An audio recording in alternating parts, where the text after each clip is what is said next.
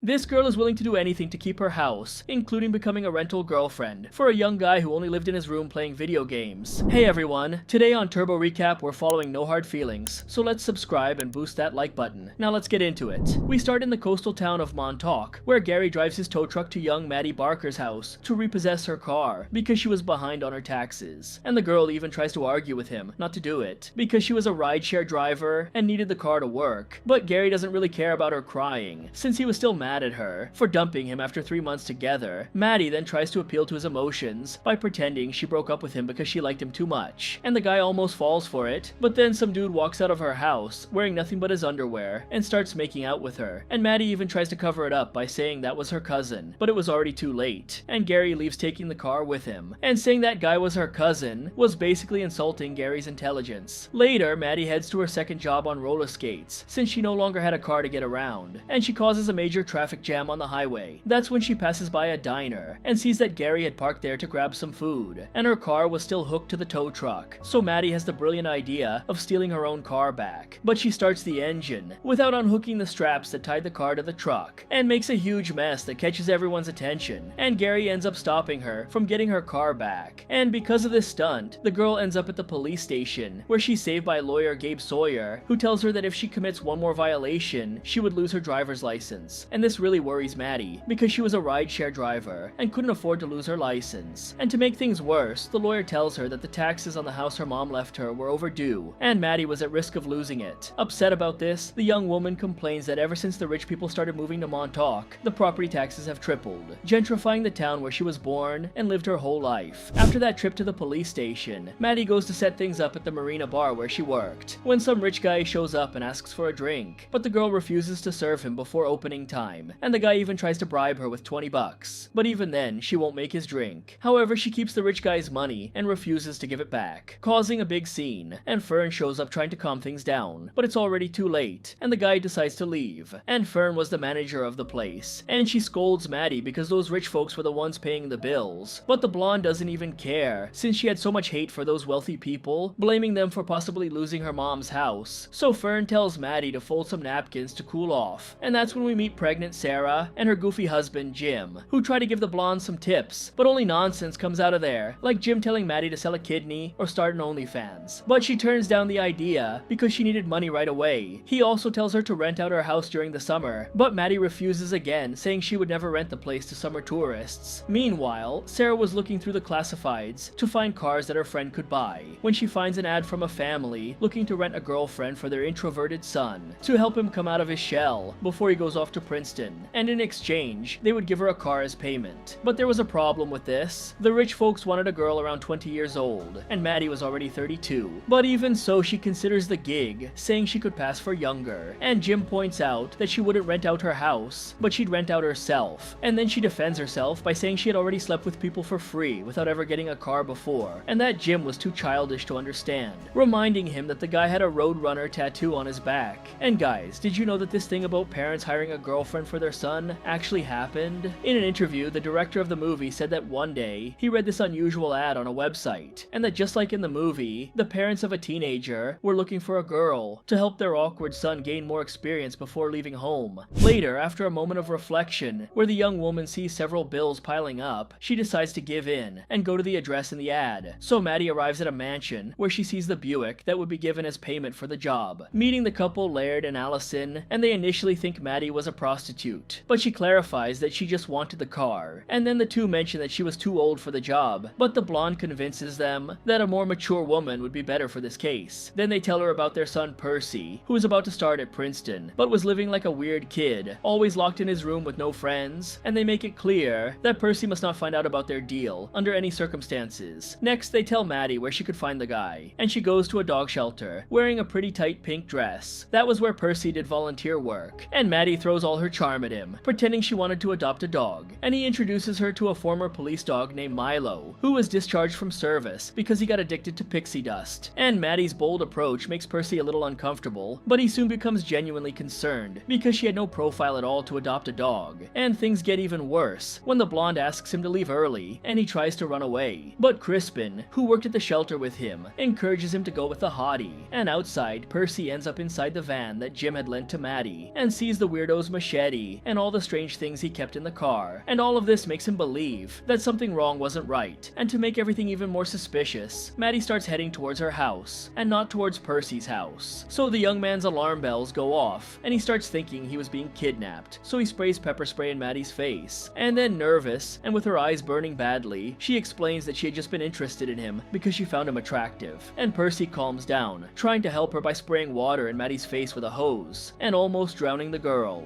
After that, they agree to meet again, and the blonde stays on the lawn, suffering with the burning in her eyes, while Percy leaves. Later, Maddie asks Jim to borrow the van again, but he refuses to lend it because he had to get the pepper spray smell out of there, and tells her to borrow Fern's lobster car. At that moment, Mel shows up greeting everyone before getting into a BMW convertible, and Jim tells her that the girl had found herself a rich older guy, and says that Maddie should do the same. However, the blonde says she would never do that, and changes the subject, saying that Percy was a pretty unpleasant person. At night, Maddie goes to meet the young man at a bar, where she knew the owner, so she managed to get the guy in, even though he was underage. And Percy shows up wearing a suit and tie, all dressed up, and he shows how spoiled he was by asking to leave, because they didn't have the soda he liked there. However, Maddie handles the situation and orders him an alcoholic drink, saying the young man should learn to drink since he was going to college. She also starts saying she had a sexy dream about Percy, trying to provoke him, and asks if the guy ever had a dream like that. Then Percy answers that he had one about Harley Quinn from Suicide Squad, saying that he once dreamed he wouldn't let her adopt a dog, and Maddie doesn't understand how that was a sexy dream. And let's be honest, Percy really is pretty slow. He really did need a crazy woman like Maddie to get him out of his comfort zone. Then, after a few more crazy conversations, Maddie's ex-boyfriend shows up, revealing he was getting married, and showing resentment because the blonde always ran away from relationships, warning Percy for the guy to watch out for her. And after the guy leaves, Percy asks why Maddie had hooked up with him, since she clearly didn't like him, and she tries to justify herself, but gets momentarily irritated when Percy's questions become too embarrassing, and tells them to get out of there. So the duo ends up on a beach, where the blonde convinces the guy to go skinny dipping. But while they're in the water, their stuff gets stolen by 3 drunk teenagers. So Maddie gets out of the ocean and beats them up completely naked, recovering all their belongings. And a quick fun fact: did you guys know that actress Jennifer Lawrence spent 2 days completely nude on set, filming this beach fight scene? Yeah, she did it all naked, without a body double, like Hollywood actresses usually do. And when asked by her agents if she was really going to film that scene, she reportedly said that was the reason she accepted to be in this movie. And would you have the courage to film like that naked, in front of the entire production crew? But moving on, after the fight, she returns to the ocean, where Percy didn't even get out to help her. And to make it worse, he condemns her for beating up the teenagers, deeply irritating Maddie, but she controls herself, aiming to hook up with him to get the car soon. But Percy refuses to hook up with her, saying he wouldn't do that with someone he barely knew. But this whining is the last straw for Maddie, who gets out of the water upset and heads to the lobster car, and Percy soon follows her naked, asking for his phone, because he needed to send his location to his parents. And Maddie gets even more irritated, questioning if he was a child. Then she takes off with the car, and the guy hangs onto the hood of the vehicle, still naked, asking for his phone. But the police see the scene and start chasing the car, freaking out Maddie, who couldn't lose her license. And then she pulls a Toretto and manages to outrun the cops by crossing the train tracks just moments before the locomotive passes. Back at her house, she and Percy take a shower to wash off the salt water, and Maddie does a sensual dance to seduce the guy, but ends up noticing that he broke out in a rash on his back from being so anxious. Maddie then gives up on hooking up and starts taking care of his allergy, talking about when he became a laughingstock at school for sleeping in his parents' room. At that time, they made up horrible things about Percy, including that he hooked up with his parents, so he withdrew and only had friends in the virtual world, and the one who really helped him during that time was his nanny Jody. And hearing this makes Maddie start to feel empathy for the guy. And guys, I don't know about you, I'm not single, but if I were, and had a woman that determined to hook up with me, I would definitely be afraid of waking up in a bathtub full of ice without a kidney. Then Percy even apologizes for ruining her plans, and they agree to go out again the next day. And so they spend a really nice day, having a lot of fun, walking the dogs from the shelter, playing laser tag, and getting kicked out of the arcade, because Maddie got annoyed with an annoying kid at the basketball machine. And in the afternoon, Percy gives her a Chinese finger trap, at the moment when Maddie decides to open up a little and tell him about her past, revealing that she was born from an affair between her father, who was a married guy, and a local resident. And Maddie's dad was one of the rich folks, who when she was born, gave her mom some money and the house where the blonde lived, showing that he didn't want anything to do with his daughter. Even so, when she grew up, Maddie tried to contact the guy, but her father just returned the letter she had sent him, without even opening it. And because of that, she got so sad that she refused to go to her prom. After hearing all of this, Percy relates, because he also didn't go to his prom, and feels a strong urge to kiss the blonde, giving her a kiss on her lips. But the two are interrupted by a message from Jody, who was waiting for them at the lighthouse. That way, the girl meets the nanny, because Jody was a man, and he takes a moment when Percy walked away to question Maddie's interest in the boy, threatening her not to break his heart. The next day, Maddie gives a present for Sarah and Jim's baby, which they don't really like, but don't say anything so they don't upset their friend. Then the blonde reveals that she still hadn't hooked up with Percy, deciding that she would first try to create a connection with him, showing that she had started to like the kid, and this worries her two friends. But Maddie says that Percy would forget about her when he went to college. At that moment, the three are interrupted by Doug Kahn, a former classmate of Maddie, who was now a real estate agent, and had heard about her house situation, so he tries to get her to sell the place, but she refuses and dismisses him. At night, Maddie and Percy go out for dinner, dressed as if they were going to the prom they missed, and the guy even rents a limousine, which is very common at proms in the United States. He also says he had left his phone at home to dedicate himself only to her, and surprises the blonde. At the restaurant, which was quite fancy, the two eat lobster, and Maddie asks the guy to play piano for her, and then he gives a performance that leaves everyone there very impressed, and Maddie very emotional. And then a classmate of Percy's named Natalie comes over and congratulates him on the performance, saying she was also going to Princeton, attracting Maddie's jealousy, who tries to get rid of her. But before leaving, the girl tells them about a party with future students from the university that would be happening later nearby. And as soon as she leaves, Percy says he was thinking about getting his license and buying a car, so it would be easier to visit Maddie. But relationships make her run away, and she starts to back off, leaving Percy irritated. So he leaves for the party Natalie mentioned. And arriving at the party, already pretty drunk after drinking a bottle of champagne, Percy leaves Maddie in the limousine and goes to have fun, making the blonde go after him. And then she starts being discriminated against by the teenagers for being too old, and fights back by attacking the young people, but gets the tone wrong and comes off as prejudiced. So she gives up and goes back to look for Percy, finding him in bed with Natalie. However, he was so drunk that he couldn't do anything, and Maddie takes him to the bathroom to throw up. At that moment, the host's parents arrive and kick her out, because it was a party for young people, and Percy tries to defend Maddie, but ends up accidentally hitting her neck. In the limousine, Percy apologizes to her and says he was ready to hook up with her, revealing that he loves her, and this makes Maddie feel guilty, and she refuses to hook up, giving the excuse that they had to do it when Percy was sober. The next day, the guy's parents are happy when he tells them the night before had been really good, but they freak out when their son says he wasn't going to Princeton anymore and would stay there with Maddie, and Percy even tells them that the decision was his, and goes inside the Tesla to imagine hanging out with the blonde. The two get worried about their son's future and call Maddie to ask her to convince the kid to go to Princeton, but she didn't want to keep that farce going, and the couple says she just needed to convince the guy to go to college and she would get the car. At the same time, Percy messes with the Tesla's Bluetooth and connects the call, hearing their entire conversation and discovering the farce. The guy then gets really upset about it and decides to get revenge, inviting Maddie over for lunch at his house, creating an awkward situation with several inappropriate comments. And these comments make his parents suspect he discovered the farce, but they don't know how that happened, since Maddie claims she didn't tell him anything. And while the three of them eat, Percy leaves to meet up with Crispin from the dog shelter, and together they destroy the Buick. Then the young man returns inside. Then Percy decides to take Maddie to his room, deciding to have a hooking up session with her, but he gets too excited and finishes on the blonde's thigh. After that, he reveals he knows about the whole farce, and she apologizes, saying she just wanted to save her house, but he doesn't want to hear it and sends her away. And even though he's rightfully upset, he's pretty harsh with Maddie, throwing in her face the fact that she's poor, also talking about her father, and about the fact that the blonde had never left Montauk, and all of this leaves her very sad. Later, Gary tows the Buick to Maddie's house, and she starts working on the car, even though it had a dented roof. Back to Percy, he revolts against his parents and stands up for himself, saying that from now on, he would behave like an adult, making both of them understand that they could no longer control everything in his life. And while the guy enjoys a party with lots of video games, Maddie manages to pay off all her debts by working really hard. And one night, Sarah and Jim tell her they're moving to Florida because they don't have the money to buy a house there in Montauk when the baby is born, surprising the blonde with the news. And Sarah also says that her friend should leave too, because her mom would want her to be happy and not be stuck to a house. house. But Maddie didn't want to hear any of that, and just changes the subject. Later, she brings a guy to her mom's house and realizes what a jerk he was, sending him away and realizing how lonely her life was. The next day, she goes to the shop to pick up the car that had its roof fixed when she sees Gary on the street and decides to go up to him and apologize for abandoning him. Then Maddie finds the letter she had sent to her father, and that motivates her to call Doug, deciding to sell the house. And one day, when Jody knocks on the door, saying he talked to some powerful friends to raise her taxes, she reveals she sold the house, leaving him embarrassed. Next, Maddie finds out that Percy would be at a Princeton meeting and goes there to talk to him. But the guy tries to leave without talking to her, but Maddie hangs onto the hood of his new car, and Percy refuses to stop the car anyway, driving without seeing anything and ending up on a beach where her clothes catch fire after hitting a grill, and the guy drives his brand new car into the ocean. Desperate, he gets out of the car to help the blonde, and the two end up making up and apologizing to each other. Then Percy says that the time the two of them hooked up in his bed counted as his first time, even though he didn't do things right, and gets smiles from her as she says Percy could tell his college friends whatever he wanted, and the guy gets worried about making new friends, revealing that he didn't have any, and Maddie responds that she was his friend. Then Percy says he would see the blonde again on Thanksgiving, since he and his family would be returning to Montauk for the holiday, and Maddie reveals she wouldn't be around because she had sold her house. Then she tells him about her idea to move to California and receives Percy's support and approval, who says she would be fine. Back at home, Maddie and Jim surprise Sarah because it was to them that the blonde sold her house, so now the two of them don't have to go to Florida anymore, and this makes the pregnant woman very happy. At the same time, Percy is getting things ready to go to Princeton when Laird and Allison show up, still showing difficulty accepting their son's independence, but they respect his new attitude. Outside, the guy is waiting for the car that would take him to college, since his had been drowned, and is surprised when Maddie shows up to take him there before heading to California, revealing that she had adopted the former police dog Milo, who would be her companion on this new journey, and the movie ends with the three of them hitting the road together. So guys, what crazy thing would you do to get a car? Let me know in the comments.